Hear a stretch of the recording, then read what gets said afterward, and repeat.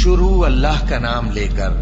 جو بڑا مہربان نہایت رحم والا ہے۔ جب سورج لپیٹ لیا جائے گا اور جب تارے بے نور ہو جائیں گے اور جب پہاڑ چلائے جائیں گے اور جب بیاہنے والی اونٹنیاں یوں ہی چھوڑ دی جائیں گی اور جب وحشی جانور جمع کیے جائیں گے اور جب سمندر آگ ہو جائیں گے اور جب روحیں جسموں سے ملا دی جائیں گی اور جب اس بچی سے جو زندہ دفنا دی گئی ہو پوچھا جائے گا کہ وہ کس گناہ کے سبب قتل کر دی گئی، اور جب اعمال کے دفتر کھولے جائیں گے اور جب آسمان کی کھال کھینچ لی جائے گی اور جب دوزخ کی آگ بھڑکائی جائے گی اور جب بہشت قریب لائی جائے گی،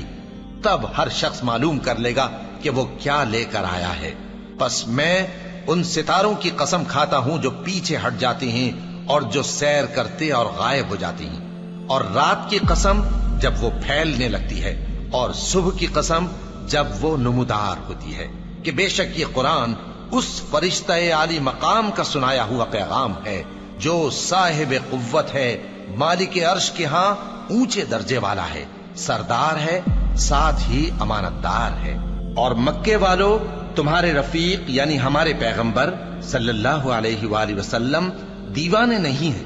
اور بے شک انہوں نے اس فرشتے کو آسمان کے کھلے کنارے پر دیکھا ہے،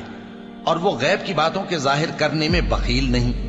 اور یہ کسی شیطان مردود کا کلام نہیں ہے۔ پھر تم لوگ کدھر جا رہے ہو؟ یہ قرآن تو تمام جہانوں کے لیے نصیحت ہے،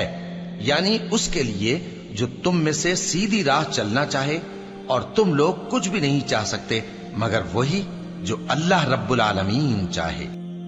اللہ اکبر، اللہ